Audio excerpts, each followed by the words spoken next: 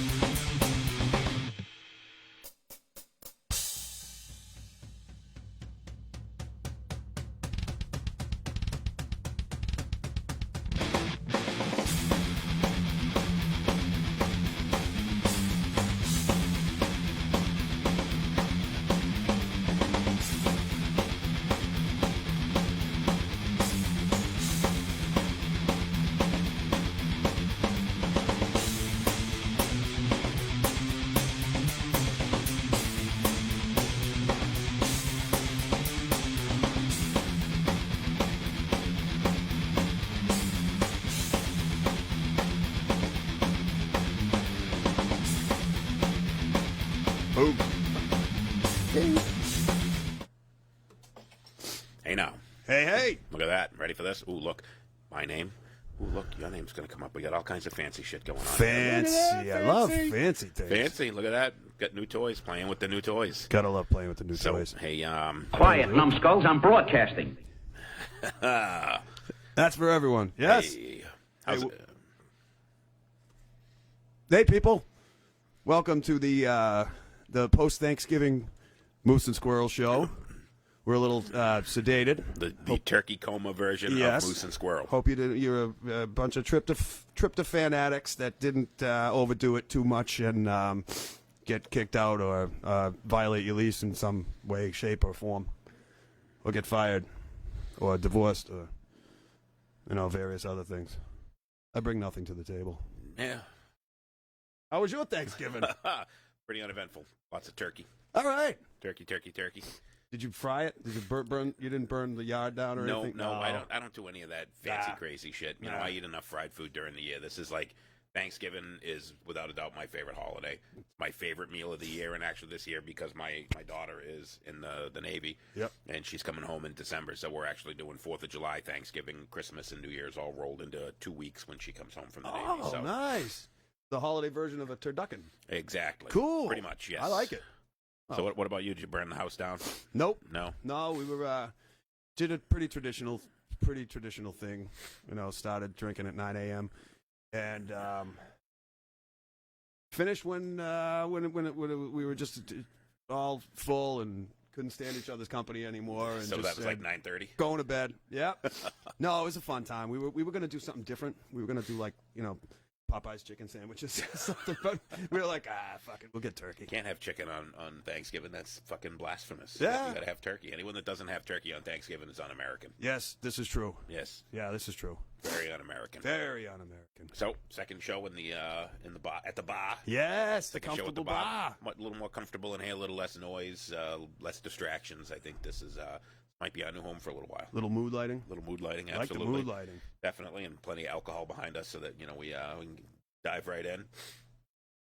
Yes. Good stuff. So, what are we talking about today? We are going to talk about, what do we call it? Outside the box songs that would be out of our, what you wouldn't think was in our wheelhouse, but actually is in our wheelhouse, as they say. Very much so. So, we're both rock and metal guys, have been, pretty much all our lives. That's what kind of brought us together as friends was music. Yes. And we've always been just kind of your rock and roll, heavy metal. You got into some weird stuff with the hair metal, but I guess it's still kind of metal. It's like, pre-boy bands kind of stuff. Yep. Yeah, but, that was kind of always our thing, but we always knew that we both really enjoyed music, and we always talked about, hey, I know this isn't really metal, and even bands that weren't traditional metal bands, like when Red Hot Chili Peppers' Mother's Milk come out, loved it. Wasn't your traditional rock or metal. Mm-hmm. Faith No No More. When that album came out, was it Epic? Was that the name of that album? It was the name of the song. I don't know if it was the name of the album, but it was that album. Yep. So when that album come out, that was another one that wasn't your traditional, and it really kind of, helped me open up and admit that I listened to Billy Joel and Elton John, which only my sister knew, and she used to tell people that, but I used to hide the Billy Joel and Elton John cassettes and wouldn't let anybody know I had them, but I did. And the Rick Springfields and all your, yeah. And I get, when you're talking about like late 70s, the stuff that was popular in the late 70s, like, even in the disco era, I guess a psychiatrist would probably tell me if they looked far enough into my brain, they'd probably say, you love this stuff because it's familiar and it's what your parents listened to and you felt comfortable and they didn't leave you all that long in the back of the station wagon while they were shopping for 3.5 hours in the mall. My parents, I grew up in a very diverse music household because my father my father hated the Beatles, he hated the Rolling Stones. Okay. He was more into, he liked Bobby Darin. He liked Dion and the Belmonts and Dave Clark 5, and that was the kind of stuff that my dad listened to, was your real oldie stuff. Not your old rock and roll, but your real oldie stuff. Yep. Then my mother was a disco queen. My mother liked Donna Summer, ABBA, anything that came out of that Saturday Night Fever era. I'm all for that. But like you said, it's that familiarity, and I listen to a lot of that stuff, and most of my friends don't realize that I do listen to a lot of that stuff, unless they're on my Snapchat and they've seen me singing Barry White, Stuck in Traffic, a few times. Did he record Stuck in Traffic? Yeah. Yeah, that's like the same thing with your parents listening to, like you said, Donna Summer, and it's what my either when they'd have the albums on, cleaning the house on a Saturday afternoon with the windows open in the spring, and it's a beautiful thing, or when they would be in the car and you'd hear the songs on the radio. Whoa, whoa, on the radio. Whoa, whoa, whoa, on the radio. Yes.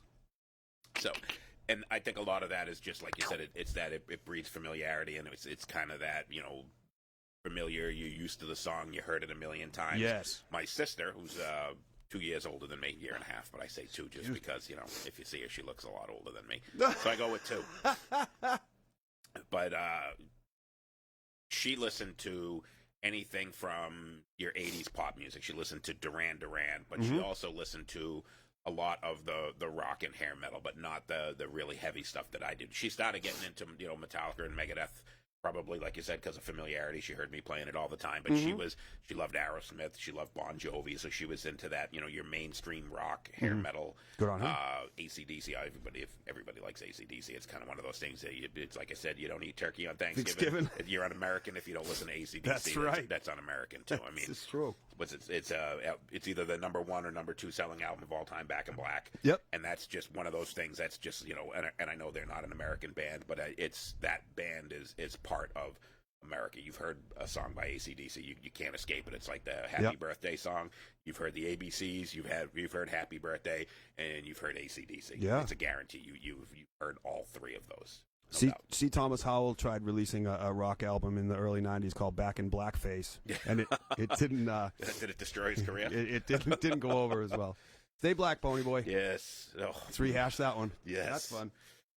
So a lot of what we're going to talk about today is we're just going to kind of surprise a little bit of people and you know, kind of throw up some of the stuff. I'm going to throw up with some of the songs that you picked. I'm sure I'm going to throw them up and you know, and kind of, you know, surprise people a little bit. We're going to play a little couple seconds of the ditty. You know, we obviously can't play too much of the song, so we don't want any copyright infringement. But fair use, baby. We can pop a couple 15, 17, 20 seconds of a song. And we can pop a few caps in there. Yeah, we can pop a few, absolutely. And you know, and that's kind of what we're gonna do. So I got some queued up here, and hopefully I got them queued up. But I know YouTube is gonna end up trying to force feed me some commercials at some point. So just bear with me. I didn't have a lot of time to prep for this, so I just kind of got the YouTube song pulled up, and we'll play a little bit of the song. And was a holiday week. Yes, so we're gonna start off here, and I'm gonna start with one of yours, Charles and Eddie. What I lied to you. This is one early '90s. You talk about that familiarity. This is one that if you put on any radio station, with the exception of maybe AAF, and in '91, I was the king of, you know, we used to play that game when you drive. You would hit the scan, and the song would come on for a couple of seconds, and then it would go.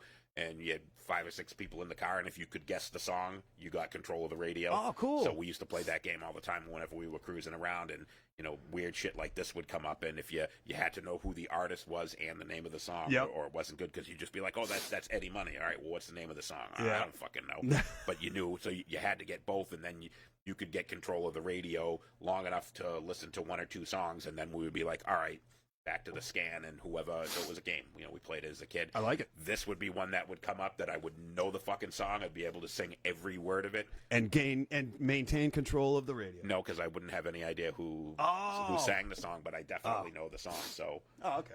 Pardon my sniffling.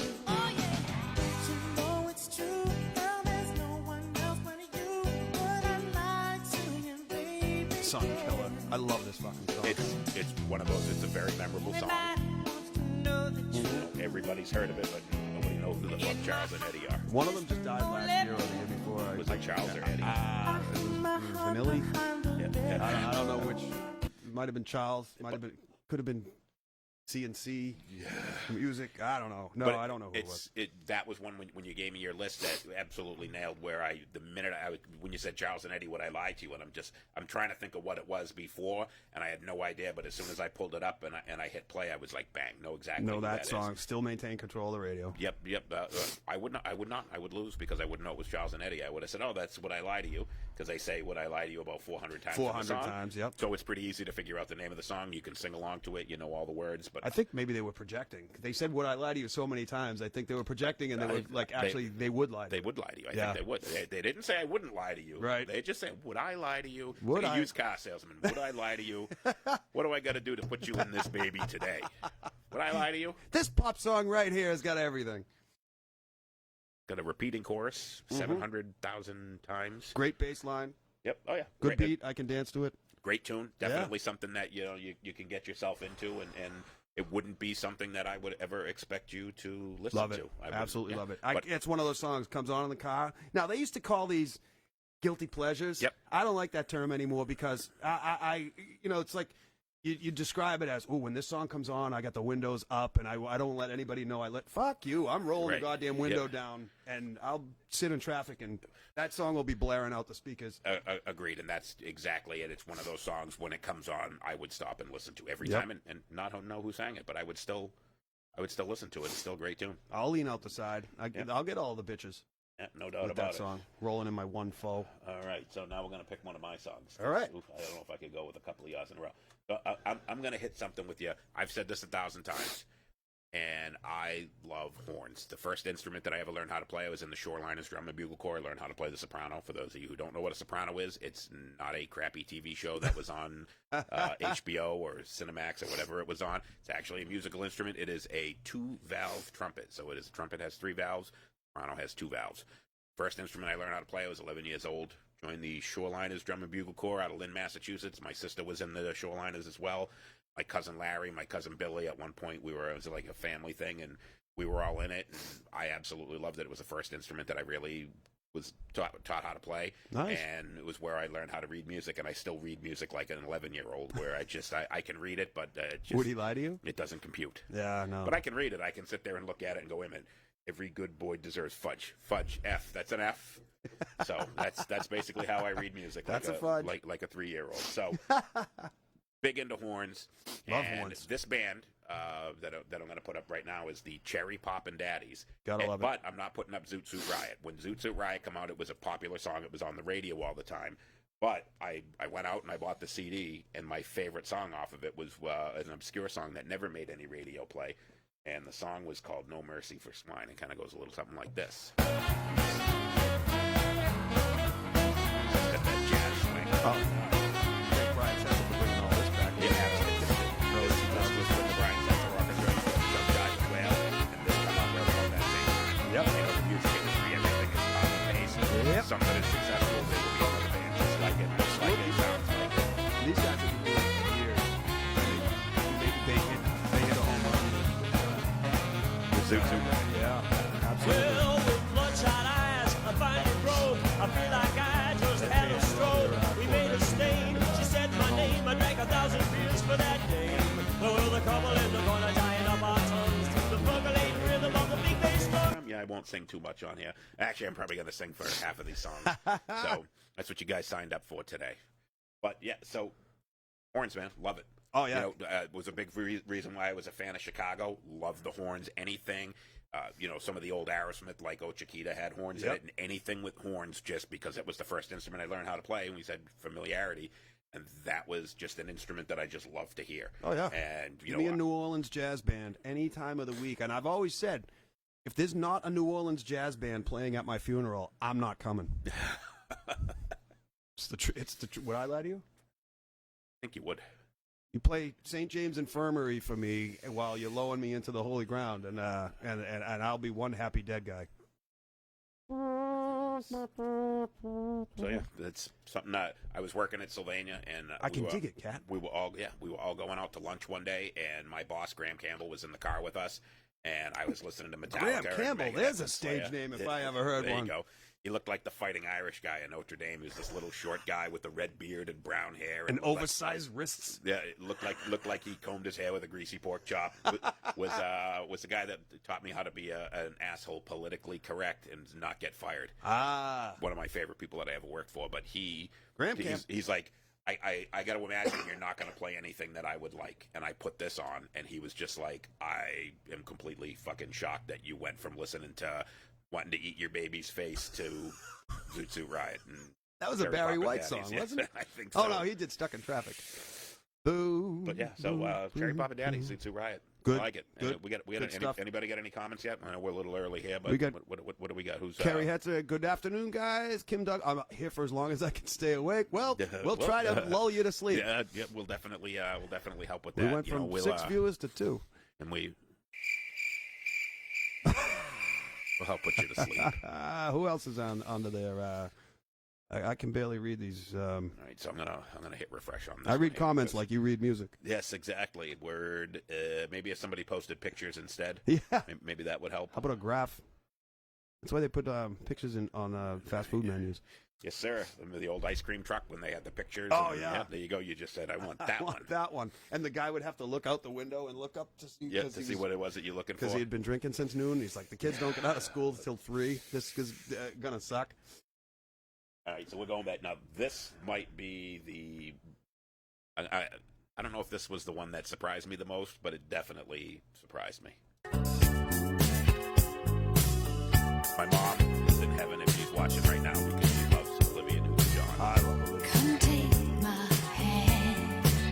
Wasn't this on the Sam and Him soundtrack? Yeah, see? Look at that. Always been in your mind. You know I will be kind. I'll be guiding you, building your dream. That screams early 80s, late 70s. Yep. Love it. I love it. I love the groove. I love the. It's nice and smooth. Yep. It's that low. I don't even know how to describe it. It's moody. It's That's one that I wouldn't necessarily stop on the radio, but sometimes I get in the mood for those type of songs. And if I was in the mood for it, I would absolutely stop. But it was one of the bigger surprises that you had put up here for me, and I didn't expect any Olivia Newton-John. Oh, I could listen to her all day long. I definitely expected with Andy Gibb, Barry Gibb, whatever the Gibb was that you Give put me up all here, the more Gibbs. discos. All the Gibbs. But that was definitely I was kind of surprised by the Olivia Newton-John one. I got to say, Yeah. I figured you watched the video with the sound off, and that was probably why you liked it. That's another one of those. I remember it from when I was young. Xanadu and all that. I had family that had those albums and loved them, and they would they seemed to always be around. And man, yeah, and that slow kind of groove reminds me of that. You remember Eddie and the Cruisers, obviously. Mm-hmm. Well, when John Cafferty and the Beaver Brown Band did the whole thing, and then the magic tapes that they wanted to find was the Season in Hell sessions and the song "Season in Hell." Great fucking song, but this is along that same vein. Yeah, go Google "Season in Hell" by Eddie and the Cruisers. Now I guess you'd say it was John Cafferty. John Cafferty and the Beaver Brown Band. But it probably will show They up. were a Boston band, were they not? New Jersey. New Jersey. I thought they were Boston. Asbury Right? Park. Okay, all right. Excuse me. Still getting over a cold, folks. Greatest band from Asbury Park? Overkill. Are they really from Asbury Park? Yes. Dee Dee Verney's from Asbury Park? Yeah. No. Bobby Blitz, Dee Dee Verney, Asbury Park. Dee Dee Verney just recorded a rockabilly album. It doesn't surprise me. He always seemed a little goofy like that. No offense. And a guy that I follow on Facebook recorded the guitar tracks. Damien, you're the man. Anyways, getting all right. off topic here. Yeah, that's enough of Olivia Newton-John for a year. Going back. There's my man. So yeah, we're not going there yet. All right. We're going here. So anyone that's on my Snapchat has absolutely We seen me definitely got our thing sing together. along. Some Barry White. Yeah, you can't go wrong with this. Love Barry White. Isn't that nice? No doubt about it. Just I great mean, really, bass when you line, really great sit and groove, think about powerful. it, I mean, it's this guy's got a really, voice. really nice. He has just got a booming voice. I got a low voice, and I can't even come close to this guy. He's got just nothing on him. unbelihable. I can Great. easily I feel love all of his stuff. myself This is probably my favorite song. more This is and like more my, ways. the song that I listen to the most from him. But anything Barry White, That really, Super World. absolutely love it. Live, studio, great musician. Yep. Nobody big but fan. you.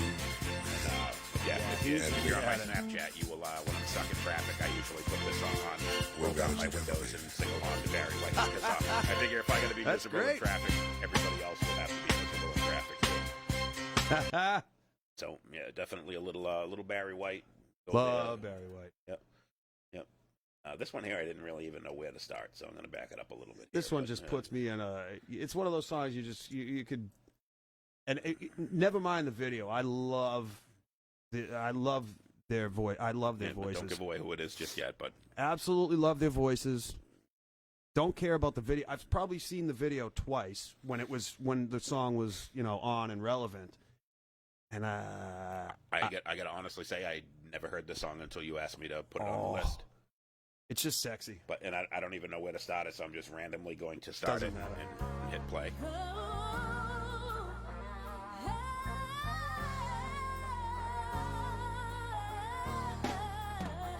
What's it gonna be?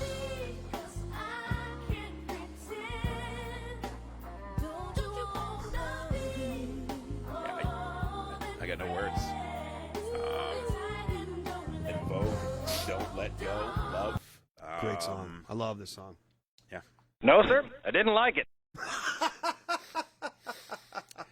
I gave it a listen, and it was one of those songs where I wanted to remember. Obviously, it was a 90s song. Yeah. I wanted to try and remember it, and I just, for the life of me, I listened to it twice all the way through, and I'm just like, I don't remember any of the hooks. I don't remember the song.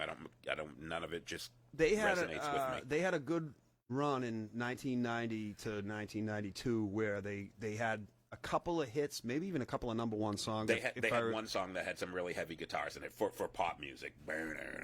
Free Your Mind. Yeah, there you go. And that was the one. When you said In Vogue, that was what I was expecting it to be. And I'm like, that's not the song. Yeah. And then this come up, and I was just like, And they covered an old song from the 50s or 40s, I think, 60s. It might have been Aretha. My brain is toast. Giving him something he can feel. yeah, I knew that one as well. Yep. And You're Never Gonna Get It was their first big breakout hit. And those three songs, those three In Vogue songs, I definitely knew. But this one here, I never heard. Didn't know there was a video for it. Had no idea. That girl singing lead with the halter top there, she ended up quitting, I think. And I don't know. Yeah, no idea. Didn't know much about the band. Obviously they were popular in the 90s, but They're it wasn't opening for New anything. Kids on the Block next summer. Or next month. I don't know anything about anything. Nope, I would agree with that.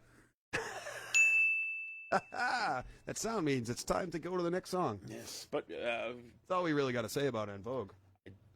I was. I can listen to them all day long. I think this was the only song that you had asked me to put on the list that I didn't know. Wow. And I went through it twice, and I was trying to. There's so much that I listened to that I could have put up there, so I was trying to put up some obvious ones, but Yeah, I had to less. narrow it down to 5 songs, and that's difficult to do. Yes, and I wanted to stay away from obvious pop songs, and because we were trying to be the outside of the box stuff, so I wanted to be some less of Cherry Poppin' Daddies. Half the people on here, half of the 2 people on here have never heard of the Cherry Poppin' Daddies, but I wanted to be like you did with this and just kind of hit something obscure that people haven't heard and didn't know, and you nailed it with this one because I have no fucking idea. Thank you. I find it funny going back to Cherry Poppin' Daddies that when they became huge in 98, 99, that just the name of the band was acceptable for like late night, it's all watered down bullshit. For them to be like, ladies and gentlemen, the Cherry Poppin' Daddies. It's like, there's so much wrong with that name. It's like, all right, the Cherry taking Daddies. virginity daddies. That's an awful thing. You know what's awful about it? That you're just jealous you didn't think of it yourself. That's true. Like, fuck. That's a fact. How did I not come up with that? I'll drink to that. Yeah, absolutely. All right, moving on. We got any comments? Anybody saying anything? Everybody's. I don't have the mouse. Sleeping. I can't. We're still stuck on the first. All right, so let me go up here and Scroll hit the down. refresh button. Yeah, bear with us, folks. We're still I gotta working out the. put my spectacles on. Yeah, I want to know what everybody else thinks about songs that are outside their own wheelhouses. Whoa, there we go. Brendan, my mother was huge on Rod Stewart. Yep. Rod Stewart, absolutely, yep. And he used to know all the words to Rapper's Delight. Great fucking tune. Rapper's Delight, great. Jeremy Cook reminds me of going through Randy's music and finding Tina. Randy had Tina Turner, really? Love Tina Turner. Love Tina Turner. Fuck Ike. I'll But throw one. Bow wow wow. I want candy. Oh, so Brendan, we actually do Oxidize, my band, the cover band. We actually do a parody of that song, and we do it when we call it "I Want Guinness," and we changed all the lyrics to the song about how much we love Guinness in the band because everybody except for I don't know that Dave drinks beer, but when he does, he would drink Guinness, would make him. But everyone else in the band, we all love Guinness, so we changed the name of that Bow Wow Wow song from "I Want Candy" to "I Want Guinness," and we just rock out and Nice. and crush it. And whenever we play it live, everybody fucking loves it. Does Jay nail the guitar lick? He struggles with it. You know, it's a tough one. It's a great. I love that song. Who doesn't enjoy a beer first thing in the morning on their day off? Kerry, you're absolutely 100% correct. My Olivia mom, Newton-John, yes. Olivia Newton-John, yes. Joe Manzo, Olivia Newton-John, absolutely. Xanadu, yeah. Yeah. Nina. Nina, 99 red balloons. You know, who actually does a good, that guy, Leo Maraccioli, he does all the heavy covers of songs. Oh, yeah. He does a metal version of Nina's 99 I love that song. The German version, I think, is better because you don't know what the fuck she's saying. Nein, and it nein, makes it she's Luftballons, das Flurgen, Blurgen. Yes, that's a great song. Yep, I like the German. Bill Weathers. And the best part about it is because there's only so much English in it. It's like, Captain Kirk. Yeah, you're like, wait a minute, Captain Kirk. Wait. Holy shit, how'd that get in there? Bill Withers, Ain't No Sunshine When She's Gone. Yep, great tune. Great. I wrote my own version. Ain't no groceries when she's gone. That's why you get fucking I Kirk was off. You don't terribly need sexist. And Vogue, watched all the videos, but not for the music. All right. Joe Manzo nailing that one right on the head, no doubt about it. It's like watching the Univision. You watch the Weather Girls. You didn't care what the weather was in Mexico City. And not the group featuring Martha Wash on vocals singing It's Raining Men. yes, We're talking no, the Weather Girls from Mexico. Yes, absolutely. Jeremy Cook, absolutely. He loved Tina Turner. Yeah, my cousin Randy, who was a huge Kiss fan. Yeah, I actually got mad when I asked why he liked it. Yeah, no, we would definitely. Give me Tina Turner all day, every day. Love Tina Turner. All right, I'm gonna go with another one here from me. All right, so this is another one that I really like. I have major newfound respect and love for you. We talked about him a couple of those last week or a couple of weeks ago. We talked about Michael Bublé. Another summer day has come and gone away. Talk about somebody else that hit just the right place at the right time. I guess America and the music world needed a new crooner. Maybe surrounded by a million dude's people. great. He has a Absolutely great fucking voice. nailed it. Yep. Some of his songs that are written for him are cheesy. His hit, the big hit his breakout hit. Still haven't met you yet. The one where he's dancing around in the grocery store. Yeah, it's a little cheeseball. I'm not saying I'm the greatest songwriter in the world. No. It's a little cheeseball, but his voice is. I love when I see him like guest star on something. Yes. Or his Christmas tunes are fucking Unbelievable. fabulous. Yeah, he is just smooth voice. He's got it. He really. He absolutely nails it. Yep. Probably one of my favorite non-metal vocalists Good. would be this guy. I agree. If I wasn't going to be a metal singer, and I'm not a metal singer. But if I was going to be a singer and I couldn't be a metal singer, I would want to sing like this guy. Absolutely. You know, this guy gets pussy. There's no doubt about it. Hands down. Yeah, no doubt. And just a Hands tied behind his back. great voice. Love his tunes. And he does a lot of the old show tunes. You know, he does a lot of the old Sinatra and a lot of the old songs like that. And he does them all justice. It's witchcraft. It's yeah. not disappointing at all with him. And when I first heard, this was the first song that I heard by him that I really enjoyed. And, you know, from there on, I started getting into more of his other stuff and just big fan. Jen Lewandowski, love Michael. I'm assuming you're talking about Michael Bublé. Absolutely. Excellent. Peter Gabriel. Employs the horns to great effect. Yep, Peter Gabriel, absolutely. Garth Brooks, Friends in Low Places. Yeah, see, you know what? That's kind of that I don't think would be a surprise to anybody. Yeah. If somebody said they liked that song because it was a really popular song. And a nice closer at the end of the night at a bar when everyone's shit-faced. Everyone sings along, whether you are a Patriots fan or a Republican or a Flyers fan or a doesn't matter. You all sang along to I Got Friends in Low Places. Yep. If you once wore makeup and hairspray. You'd sing along. You'd sing along. Absolutely. But yes, Michael Bublé, absolutely love it. Love all his stuff. Great voice, great musician.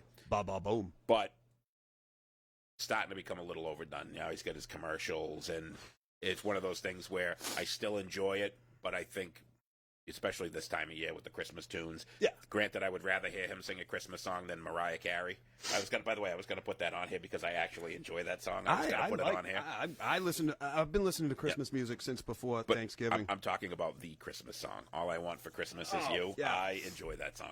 That's definitely a guilty pleasure. The windows are up and the volume is only so loud. I don't want people to know I actually listen to it, but I'm one of the weird people that I will go from Cannibal Corpse, Hammer Smash Face to Mariah Carey. All I Want for Christmas Is You. I have a bone to pick with her about that though, because she goes, I got a bone for her. she says, "I don't want much for Christmas. I don't want a lot for Christmas. All I want is you." That's a fucking lot. But it's almost an insult. Like, Yeah. I don't want everything in the world. I just want you. That's an underhanded insult. Right, that's like if you ask me.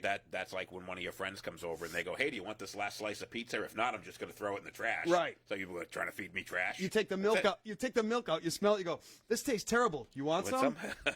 Oh, yeah. You try it. You try it. Yeah. F you. No thanks. Oh.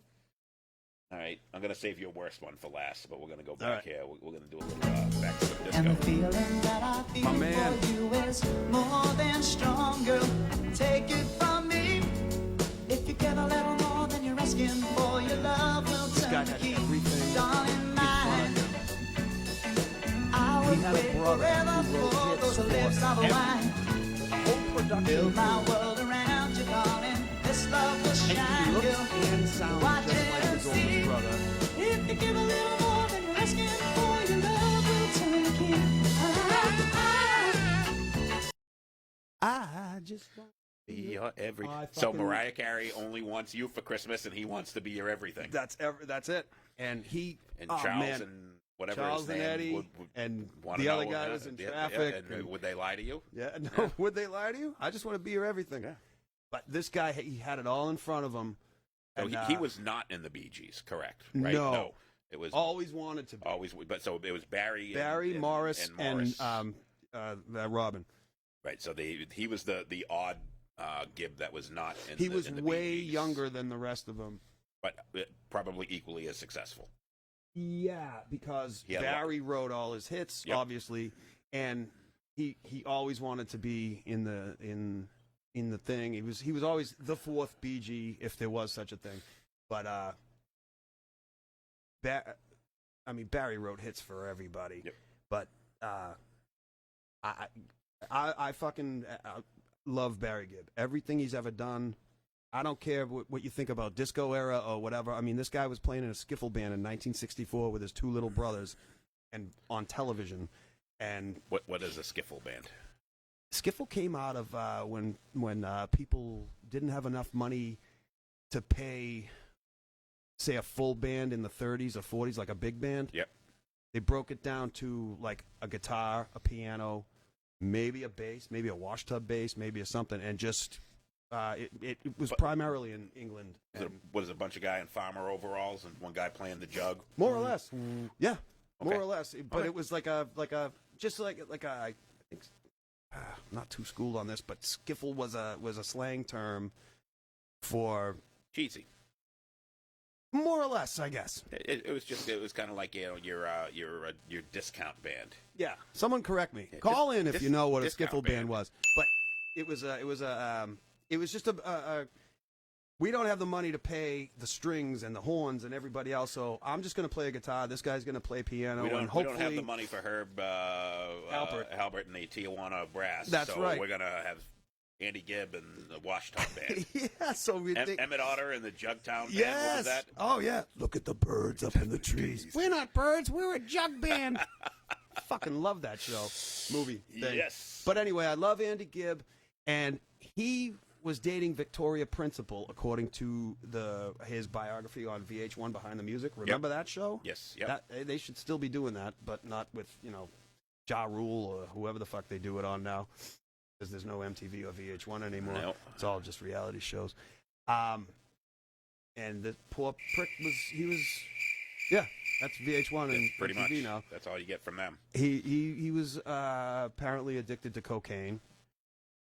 Somebody in the And- 80s was addicted to yeah, cocaine. and in March of '88, his fucking heart exploded, and he died at 30 years old, and that's a fucking shame because, Andy, we need you now more than ever.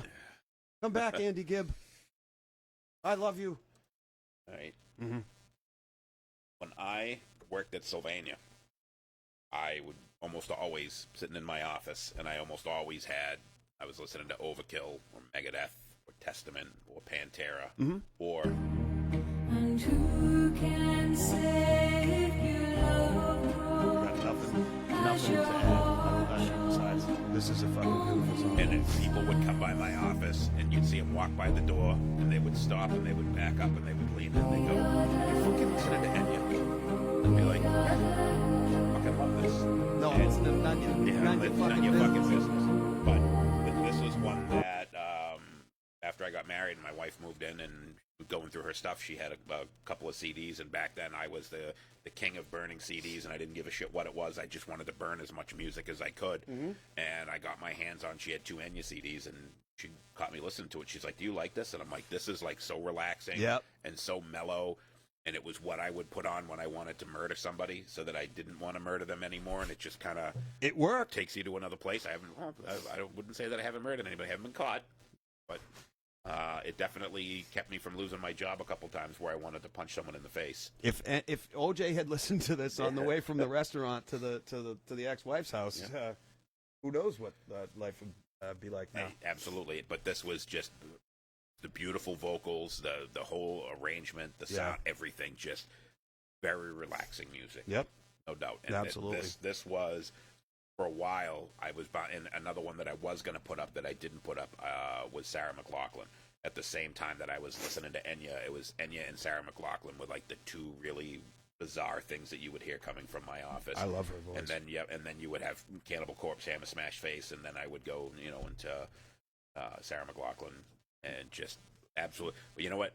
The Rescue Dog Requiem. Yeah, that's what turned me off of listening to her. Is every Yeah. time you put on the TV and that fucking commercial come on, and it's you now associate Sarah McLachlan with starving puppies, and now I'm just like, it just I still listen to it, just certainly not as much as I once did, but still Enya, always listen to it, always like it. And thumbs up. Yep, Sarah McLachlan, I haven't listened to it in a while, so I might that might be something that I might throw back up there. All right, what do we got? We got more. All right, here we go. Bob Krause, just like the Osmonds. The Osmonds. Oh, Joe Manzo, my parents had some great Christmas albums, but Nat King Cole's was my favorite.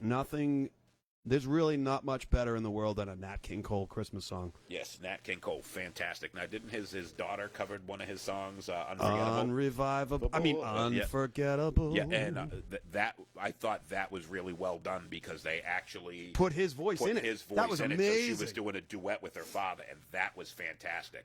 But yeah, Nat King Cole, absolutely another guy that just has that smooth voice that just kind of draws you in, mellows you out. Mm-hmm. Great stuff. I listened to a whole thing the other day about Nat King Cole, and man, what a storied history he had. And it's some of the music that they talked about. I would digress for 2 hours on Nat King Cole, but we'll move on. The Partridge Family. I think I love you. David Cassidy was the man back then. He was what every kid wanted to be, and every girl wanted to be. Sitting on, climbing on. Bee Gees were awesome. If every boy had the Cheryl Tiegs poster, every girl had the David Cassidy poster. Yep. That was kind of the equivalent. Joe Manzo, Bee Gees are awesome. Didn't necessarily have to like disco to like their music, if that makes sense. Yeah, and I will say this about the Bee Gees. What I think separated them from a lot of the other disco music was the fact that they wrote all their own music, and it wasn't some producer that was putting crappy pop tunes and having people come in and sing too. Those guys were actual musicians. They wrote their own music. They did really well with that. I know my buddy Rob McLeod is another big metalhead. His favorite band is Exodus, and he listens to the Bee Gees all the time, loves them, rants and raves about how much. And it's one of those bands that I enjoy listening to. Yes, it is disco, but it was real music. I mean, it had feeling to it, it had substance to it, and it wasn't, Gloria Gaynor, I Will Survive, that you want to just pour bleach in your ears and every time that comes on the radio. Yeah, there's a lot of those songs. It was really musical stuff. It was still disco, but it was just really well written. And Barry Gibb had such a writing style. You can tell it's a Barry Gibb song. He wrote Islands in the Stream.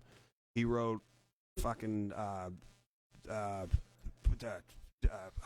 for Dionne Warwick. He wrote the theme song from Grease. He wrote more songs than I can't even. we could do. I could have the Squirrel show and do the Squirrel Bee Gees show. And you could just rub one out to the Bee Gees. Absolutely. All day, every day. All right. What do we got? I saw some more comments there. Do I have to scroll? Bob Krause said homemade instruments. Homemade instruments regarding skiffle. Yep. All right. Yep. Karina just gave us a definition. Let's see more. Style 20s, 30s, derived from blues, ragtime, and folk, using both improvised and conventional. Kind of the British version, kind of folk music, blues and jazz flavor that was popular in the 50s, played by a small group and often incorporating improvised instruments such as washboards. Emmett Otter. And the Junktown band. That's Emmett Otter right coffee there. pots. So we nailed it. Yes.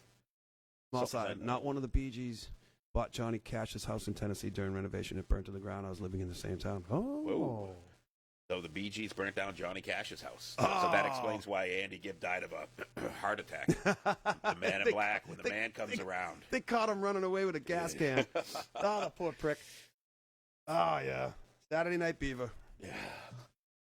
All right, we got one more each here. How are we doing on time? I think we're doing pretty good. Yeah, 12:42. Oh, yeah. All right, so I got one, and this was another one that I didn't know where to start. It's when I saw the name come up, I wanted to pretend I didn't get this one and didn't want to play it, but, you know. Another one that my mom probably loves. My sister probably likes this, too. Another one that Barry Gibb wrote. Barbara Streisand, Woman in Love. Backed by the Bee Gees, obviously, and their whole production team. When she did this is from her album, Guilty. The famous, the first single off that was...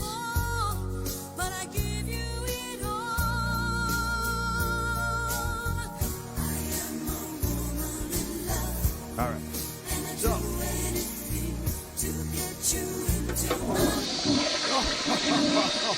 Anyway. Oh, man. Jeez, No, sir, love this I didn't like song. it. Yeah, it's definitely a song that I know, but Barbara Streisand, I don't know what I dislike more, her big giant schnoz or her music. Well, it's kind of... I love her voice, always will. She's obviously another one with a huge musical past and from the early 60s on, but she asked Barry Gibb, not the other way around, to write some songs for her newest album in 80 or 81, whatever it was, 79, and it ended up being the album Guilty. And as he was going through the process, he's like, fuck it, I'll just get my whole production team in here, we'll write the whole album. And he wrote the whole album. There was enough material left over, they did an outtakes release, whatever. But they, up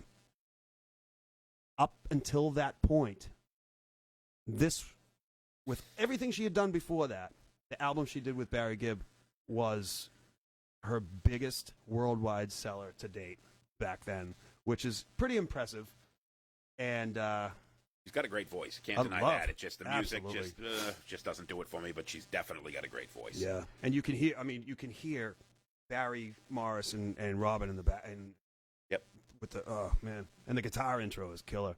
Joe Manzo, Enya. Yeah, we hit Enya. Were you paying attention? Watching reruns of the Bruins 2011 Stanley Cup. Did you miss that? The whole Enya thing. According to Dictionary, Skiffle band. Yeah, cheap homemade instruments. Psychotherapy. Oh yeah. Hey, there you go. Ramones. Who doesn't like the fucking Ramones? Yes. Psychotherapy. Absolutely. See, and that. So Krause, we were trying to get songs that you wouldn't think. I mean. Great punk band, probably the greatest punk band of all time, in my opinion. Love the Ramones, absolutely, but I don't think that would be a surprise if we said that we like the Ramones. So we're trying to be outside of the box, stuff that you wouldn't think. Like maybe he's reaching out for help. Maybe that's a cry for Krause. Should we call 911? Yeah, you need help. You definitely need some psychotherapy, but. Sinead O'Connor, Nothing Compares to You. That's a great song. Obviously written by Prince. Yeah, and most people don't know that it was a cover song because it was originally written and recorded by Prince, and it sucked. I loved it. I love Prince. See, another great musician, but I think her version just absolutely blows it away. Just the emotion she put into that was just. Yep. Yes, I do love Barry Gibb, William George Thompson. Yep. Bill. Billy. Who doesn't love Barry Gibb? Thanks for the flush. How dare you? But lost a little respect, boys. Hey, I'm sticking up for you there, lady. You sick little monkey. Okay, you redeemed yourself. Say Saved by Bob. That's her favorite Yes, singer. okay, all right. She modeled her voice after she Renata, has. I apologize. Oh, that was aimed towards the Enya soothing you. Psychotherapy. Oh, yes, absolutely. Yes, And yes, it's yeah, a there's some therapy psychotherapy. for a psycho. For a psycho, yeah. Ah! Cyndi Lauper, She Bop. Oh, used to that's a crank that song. great song. Yeah, well, Captain Lou Albano in the videos, Yeah. absolutely. She was on the WWF when it was the WWF Yep. before it was the WWE. They brought her on because he was telling everybody he was her manager, and they Yep. made a big spiel out of it. But definitely Brought her in. She was one that kind of that song "Time After Time." Cyndi Lauper, Love it. Loved that song. I've heard a bunch of people do acoustic versions of that song. Great song. Great tune. But she was one of those ones that kind of fell off the face of the earth really quickly. She had that All Through she the had- Night was a yep, great she had song. two great albums. And She then come just- back and covered a Roy Orbison song in the late '80s. I Drove All Night, great song. Money, what was the Money? Money Changes Everything, which is true. Yep. She just won a Tony Award for her Kinky Boots live Broadway performance a couple years ago. I fucking love Bopper. Yeah. And the song She Bop is about female masturbation. Yes, it is. Absolutely. Fun fact. So I go did rub not one know out to that. Yeah, there you go. Losing Squirrel. All right. She Bop. All right. We got more Bette comments. Midler, The Rose. Yes, Great. great tune. I love great that song. All right, I'm going to tell you why I don't like that song. I love the song, but I hate the song. And the reason why I hate the song is because every drunk 50-year-old chick goes to karaoke and thinks that she can sing that song. Okay. And they butcher it. And All it right. just, hearing so many people butcher that song over the years, I've heard some people nail it, but I hear so many people that think they can sing that song, women, and they just completely butcher it. And if you ain't Bette Midler or Bette Midler-esque, you probably shouldn't try and sing that song. There's a video somewhere of me on an old shitty phone at my parents' piano playing Renata singing lead and me backing her up on that song. And if the camera was a little better and if it wasn't me singing and playing piano, it would have been fucking awesome. Renata's got the voice that she can probably pull that off. Oh, yeah. As long as you're not singing in the background. We did it live a couple times, acoustic. And again, if I wasn't playing guitar and singing with her, it would have been fucking incredible. All right, I got my last one on here. I don't think this one will be a big surprise either, especially when I said that I like horns. Do I remember? Do you remember? Was it the 20 or the 21st day. I remember. Anything with horns? Do you remember when it was September? This is growing up, my mother, this was one of the bands that she used to listen to, absolutely loved, and just was a huge fan of this.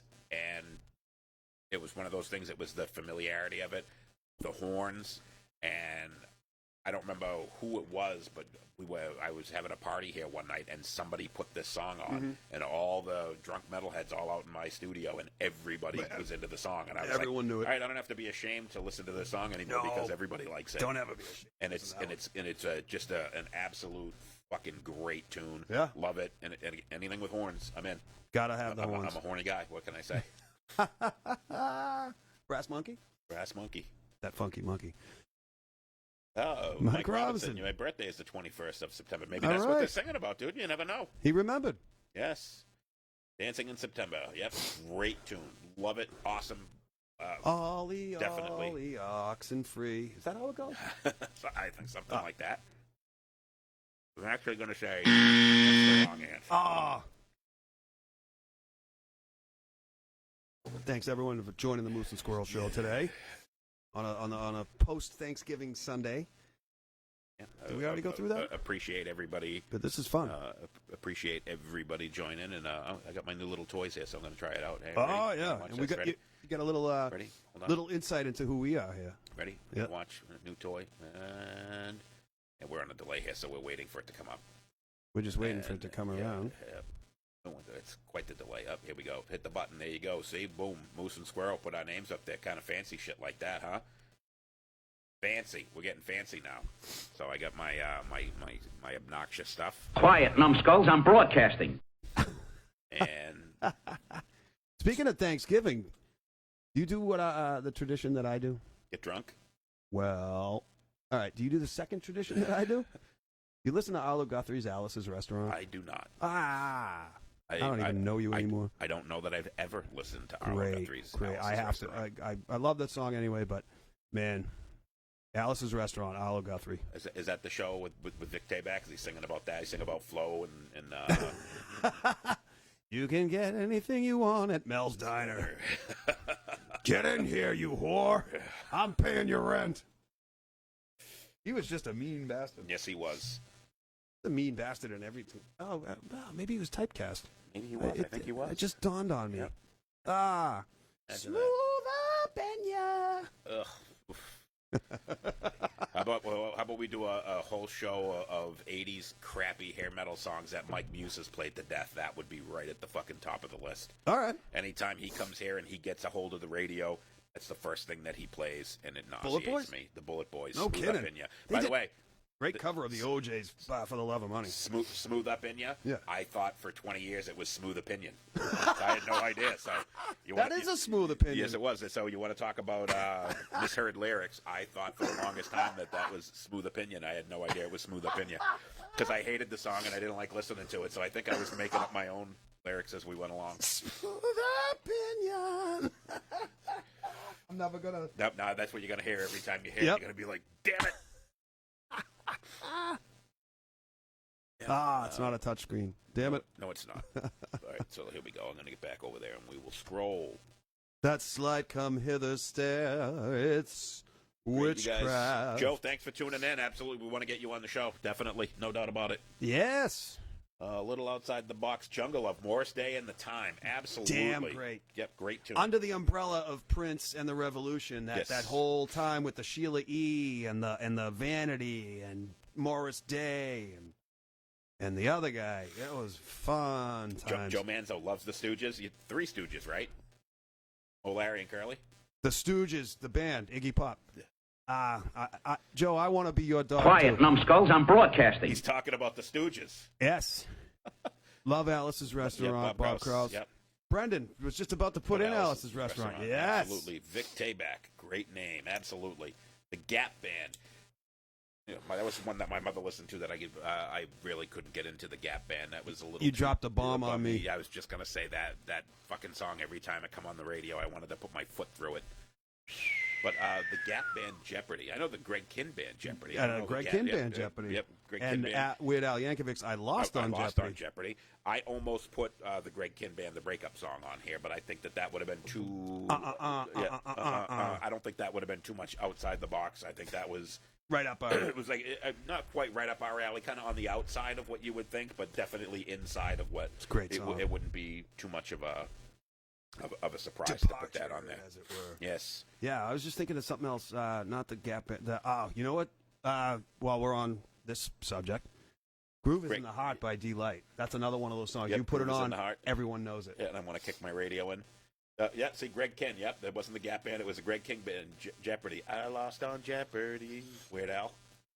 You're a loser. loser. You don't even get to take a version of the home game. And by the way, I could have put every fucking Weird Al song on this list. That was absolutely. Anyone that knows me knows the first band that I took to was Weird Al Yankovic. Yep. Before anything, before Metallica, Absolutely. before Megadeth, I was a big Weird Al snob, and I went from Weird Al to Aerosmith to AC/DC to Cannibal Corpse and Napalm Death. I remember the clip of him It's a natural progression. before he had hits. There was a clip of him. I think MTV showed it as like one of the basement tapes or something. It was him performing in like 1979. Him and just his accordion singing "Another One Rides the Bus." Yep. And man, So he was so goddamn funny. Another One Rides the Bus. He recorded that in a YMCA bathroom. No kidding. With a cassette tape. And that's where he went in to get that really boomy reverb that he Okay. gets on that. Him and a buddy of his went in and recorded that in a YMCA bathroom. And I absolutely loved him because I thought it was Hey. really clever. I'm gonna sit by you. Another one rides the bus. Yep. And just really clever. Yeah. And Extremely. He was one. He always got artists permission to do the parodies of their songs, and so when there was a lot of times where he went out and reached out to people, and they said no, and he wouldn't do the songs. Right. But I if think you- Coolio was the only one. So Coolio originally gave okay for it, but he got so much flack from the rap community because he took that as being a really serious song. And then he saw that after it came out, he kind of thought that he was mocking him. And he was like, wait, whoa, I got your permission to do it. No, he's like, I got your permission. The record company and you both signed off on it. Yeah. But after the fact, he got so much flack for allowing Weird Al to do it that then he completely flipped. And then again, he flipped again after that. And he said, yeah, I did. I wasn't expecting it to be almost as big of a hit as my song was. I guess he got a lot of crap from all the hardcore rappers that were like, I can't believe you let him make fun of your song like that. And he wasn't making fun of it. He was just using the melody and the groove. Yep. That's all. He wasn't making fun of Coolio. Nope. He was taking a... Have you seen Coolio's hair? You don't need to fucking go after his music to make fun of him. Weird Al. Yes, on Dr. Demento, yes. Yep, Dr. Demento. Used to 88.9 WMWM. Used to listen to it. It was on Sunday nights at 11 o'clock. Loved it. Listen to Dr. Demento. Another thing, first concert I ever went to was Dr. Demento and Weird Al. How do you like that? That was the first concert. I was 12 years old. My mother brought me there. It was the place on the... I can't remember the name of it. It was on the Linway. I think I had a wet dream. Yeah. It was. That was the first concert I ever went to. Nice. Tracy Chapman, Fast Car. A classic intro guitar riff. That song will stand up. Great story in the song. The husband's an alcoholic. He doesn't want to work. She kicks him out, and she gets in her car and she kicked him out and said, get in your car and leave. Great song. Oh, Dr. Dirty, John Valby. I mean, yes. No idea. Don't know that it might be one of those ones that plays you know. Around Boston, and I think there's the Dr. Dirty John Valby Jr. now or somebody. Yeah. Like I said, I don't know much about anything. You know a lot about nothing, though. I know stuff, but I don't know things. Yeah. What do we got? Oh, what are we missing? Come on. Waiting for the comments. Come on, we got. What do we got? I gave you all my Andy Gibbs and my love for Barry Gibb, and I once filled up at a Gibbs gas station on Route 1. Gibbs gas station right here in Derry. You could go there on your way home. I'll go there too. Reminisce. I'll fill up on all my Andys and Barrys and Morrises and Robins. Trying to see here some. See if I can. Yep, damn fucking commercials. Bear with us, folks. We're having good times, bad times, happy days. So Laverne and Shirley. Oh! Aha! One hit wonder. Only song they ever had that was good. The video was older than the song, but the song was still pretty good. Yep. I think the band performed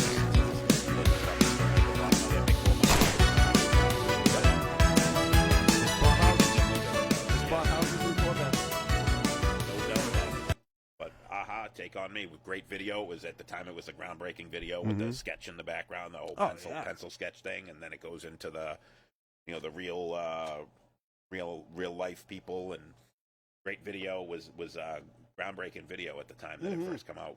But that's it's some 80s one hit cheesy pop crap for you. Great song. Yes. Cyndi Lauper's Come On Eileen, absolutely. All over. Great tune. Right on the overalls. Yep, that's Dixie's Midnight Runners. Dixie's Midnight Runners with Kevin Rowland. Yeah, whatever. Dixie, yep. Dexy, whatever. Great. Yeah, Kim Douglas, Cyndi Lauper. Yeah, we talked about Cyndi Lauper a little bit earlier. Yeah. Absolutely. Yeah, everyone knows Take On Me. Sir Mix-a-Lot, Baby's Got Back. Good tune. That was definitely one of those ones that when it first came out, I hated it, but the familiarity of it when it comes on, it's fun. Just that's just it's a fun song. It's not anything that I would ever say he was a great musician or he wrote great lyrics. You don't have to take it serious. It's just a fun tune. That was when right when I graduated high school and I just went to my 30th reunion on Friday. Friday. Yeah, 30th reunion. It was all 12 people that showed up. It was a pretty good time. Yeah, whole 12 people. Oh wow, it was awesome. That's fun. But there was an open bar, so that was you should have been part of that class. Shit, I wish I got invited to because I technically didn't graduate. I've been invited to. I left Winthrop in 1980. Yep. I got invited to Winthrop's 91 graduation. That was fun. I didn't go. I got invited to Malden High School's 91 and 92 graduation because I was in both of those classes. Didn't go to either one of them because we all met in 97 at Jimmy O'Keefe's on Ferry Street in Malden, so there was no need to go to.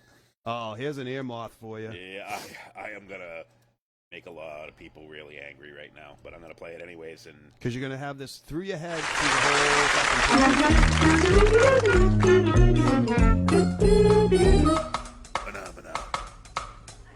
phenomena.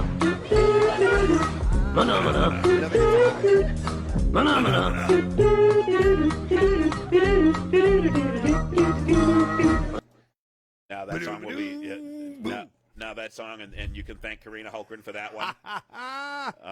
Definitely, the most famous phone number. Absolutely, 8675309. 8675-309. Yeah, that's a good catchy tune. And that's another one that you get stuck in your head. Yep.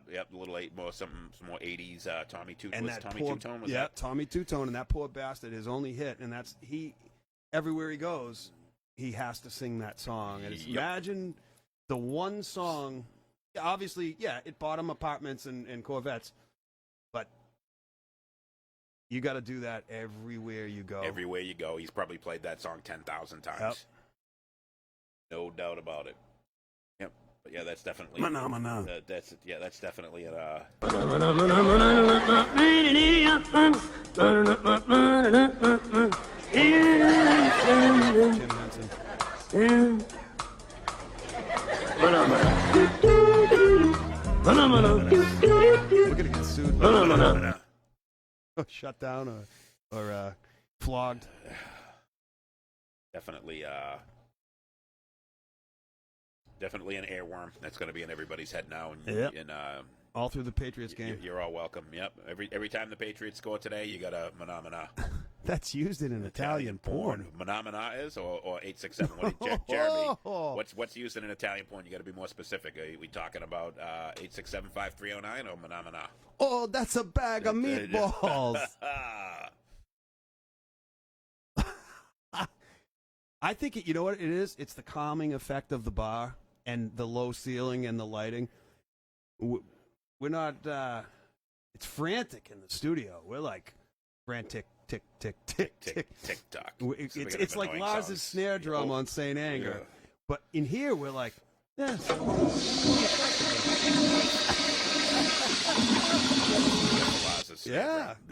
is a nice way to end off the holiday weekend by talking silly music. Absolutely. Yeah, I love it. But, all right, we get some more comments here. What do we got? Phenomenon. Hey, good one. Phenomenon. But so he's saying Phenomena was in an Italian porno. Oh, Soft Cell, Tainted Love. That song's been covered a million times too, but that is an absolute great tune. I love how they threw in "Baby Where Did Our Love Go" by Diana Ross at the end of that one. End of it. But that was Love My Taint. Whoa, love my taint. Marilyn Manson did a cover of Tainted Love. Really? Yes, he did. Oh, yep. And then got brought up on rape charges. Yes, he did. Yeah, that's what you get for. That's what you get for loving someone's taint. He's gonna be end up in a soft cell. But yeah, that Brendan, great call, awesome tune. Yep. 80s, your cheesy 80s song that just absolutely it comes on, you listen to it, and you know exactly what it is. Yep, no doubt about it. Great tune. Great fucking tune. You know what is another great song from the 80s? Is Wild Wild West by the Escape Club. Escape Club, yep. Yeah, good song. Good song. There was another song that they had. Was it the King of Wishful Thinking? Was that them? No, that was who's the King of Wishful Thinking? That song. That was an R&B artist. Oh, what's it? 'Cause I'm the King of Wishful. Go West. Oh, Go West. Go West. King of Wishful I'll Thinking. get over you. I know I will. I'll pretend my ship's not sinking. That's the one. Oh, I didn't know they looked like that. Look at that old Lincoln limo. I don't need to fall at your feet. Wait a minute. I didn't know that. Well, what? He looks like Huey Lewis. Yeah. And I won't miss the way that you kiss In a Gap ad. me. You were never conquered. This is like reverse Milli Vanilli. These guys ain't really singing I that. don't listen to the talk all the town. I did not know. Maybe I can fool myself. I'll get over you.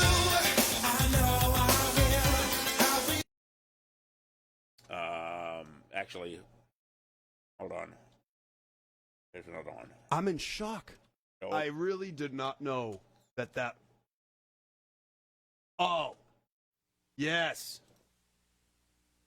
That's no. That's Mister. You, Mister. Why we can't just hold on to each other's hand. Yeah, this was another great 80s tune. Absolutely. You know who I loved too was Asia. They had two huge hits. Yeah, Heat of the Moment. Heat of the Moment and the other guy. Yep. Heat of the Moment and Only Time Will Tell. Yep. Yes. Yep. Those were two, and they were like a super band, right? Yep. They were, a bunch of guys from other bands Other that come bands. together. That two epic. I think great they used fucking their tunes. last names and made they like ASIA. Yeah. Yep. I think that's what it was. Yep. Anus Yeah. situation in alleyway, something like that. I forget what. Something like that. But yep, two great tunes. And who was the other? Who was the other? It was a great song. "Eye in the Sky" by the Alan Parsons Project. That one. Hold on. Well, we're gonna pull it up. I don't know if I know this one. You do. I did not Great know that. harmonies. I'll probably know it when I hear it. You but... will. Don't try Okay. Yeah. turning tables instead. You've taken lots of chances before, but I ain't gonna give any more. It's definitely a song that gets stuck in your head. Yep. Yep. That was the Pretty Woman theme song. Kim Douglas. Mister. Yeah, Mr. Devo qualifiers out of the box. Oh, they were out of the box. Yeah, they were definitely a bunch of fucking weirdos. There's a Out bunch of the greenhouse, out of the flower pots. bunch of drama nerds that decided to play fucking music.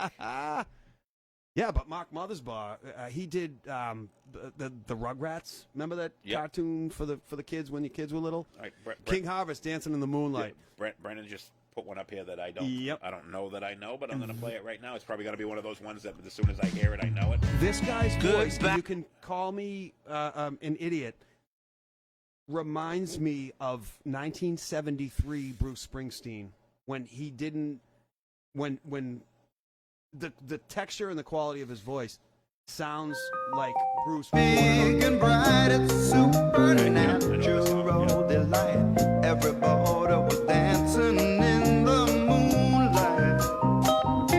Some might not hear it. Might be like some people. Everybody here is out of sight, but they don't bar. It gives me a Springsteen. It sounds Springsteen-ish to me. And someday somebody will wake up and hear it and go, "Oh my God, I knew what Squirrel was talking about." Yeah, I'm not a Springsteen fan, so I wouldn't know. And it doesn't suck, so I would have to say no. It doesn't sound like Springsteen. That just was based off of that. Not the whole song, just the texture, Okay, the quality of his voice. Yeah, it might, but I don't King listen to enough Harvest. Springsteen. Gotta love King Harvest. King Harvest. Yeah, that's another one that I would have known the song, but I would have never have known who sang it. Yep. Just one of those, we could do a whole show on that. Just you probably don't know the artist, and just play the song and see if people can guess who it is. We couldn't put out a promo the week before to hype up the show because the comments would give away every song. Yeah, no, but so we can just say, be prepared. We're going to test your music knowledge, the College of Musical Knowledge, and we'll test your knowledge. We'll get on the show and we'll play the song out here, and we'll give people a chance to see if they can guess what the song is or who the artist is. Good idea. That's and that's like. Let's save that for after the New Year. Yeah, absolutely. But I like it. Here's one that almost everybody. So this is going to be. My parents bought me this record when I was I was young. Everybody knows this song. Nobody knows who it's by. So we're going to try it out right now. Who's the artist? Comments. There. We've been together since way back when. Sometimes I never see you again. But I want you to know, after all these years, You're come on, still somebody- the one I want buying me my beers. You're still the one. So who knows it? Come on, still the one. I think this is going to be a good show. We put this together. We get a No bunch of Googling. stuff. Yeah, everyone's got the Google, and they're like, who is it? Yeah, Joe Manzo's still the one. Brendan Behan's Still the still the one. one. Who sings it, though? Who's the artist? Who? That's what we're trying to get here. Who is the artist? Everybody knows the name of the song. You can sing along, but who's the artist? And that's one that everybody knows, but everybody's got to bust out Google to see who actually sings it. Come on, Manzo, you should know this one. Brendan, you too. Who's got the quickest Google on their phone? It's a song about Alice. Orleans. Hey, Lisa Hulkren nailed it. Yes! The band is Orleans. Still the one. But that I think that's a good idea for a show. We can just come up with a whole bunch of obscure shit and play the song and see who can figure out who it is. Yep, as long as Google doesn't shut us Alan off. Parsons. Not the Alan Parsons Project. Brendan, sorry. Orleans. Lisa nailed it. She hit it first time. Lisa, But Brendan, you're still the one. yes, Brendan's still the one. Yes. Still the number one fan. And Lisa is the number one quickest Googler on our show. Number one relative. Yes. Love it. Love it, love it, love it. Orleans. It's fun. So yeah, My parents bought me that record when I got it for Christmas one year. Great tune. Love it. Love it. And it's one of those songs that most people don't know who sings it. Yeah. Yes. Yes. We got comments. I don't know why it won't scroll. Dad loved the song. Didn't know that. Awesome. I did not know that. Yep. Yeah, no, I thought she was trying to be German. Das loved the Das. song. I did Google it. Of course you Googled it. Joe Orleans. never would have would've guessed that. that. Hey, See? there's an honest man right there. Joe Manzo, honest man. Not honest when he talks about the Bruins, but anything else, he's an honest man. Absolutely. That's fun. Never would have guessed that. I like that. That's an honest man. All right. I don't know. I think we're... Where We did gotta- this come from? Jeremy Cook. My brother loved the Little River Band. Great fucking band. Little River Band. Oh yeah, just put up any little. Just put Little River Band. There's songs that will probably Reminiscent is a great one. All right, so that's one that I should know. Yep, you'll hear it and you'll all right. go. Lonesome Loser, I know, I definitely know. But let's try Reminiscing. Let's see if I. Go to about I don't know, a minute in or something. I love this guy's voice. Right off the bat, I know it. Yep.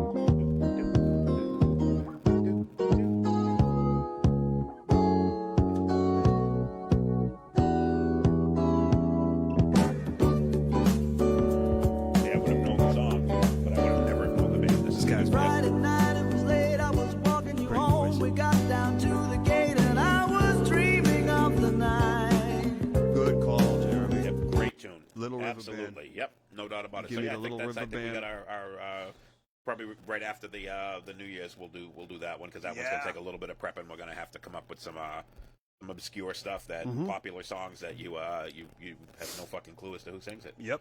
And everyone's probably tuning into the Patriots right now, Probably. and not the Moose and Squirrel Yeah, Show. nope. So we Thank you I all think, for viewing. That was fun. This is a fun episode. I really enjoyed this. Thank everybody for showing up here. I'm gonna throw our names up on the throw up one more time and play with my little buttons here and. Look at me itching And then myself. there you go. James Hulkren, a.k.a. Moose, and John Daly, a.k.a. Squirrel, a.k.a. JD3. Not the golfer. Not the golfer. No. You drink like him, but you don't golf We like him. share a liver. Yes. All right.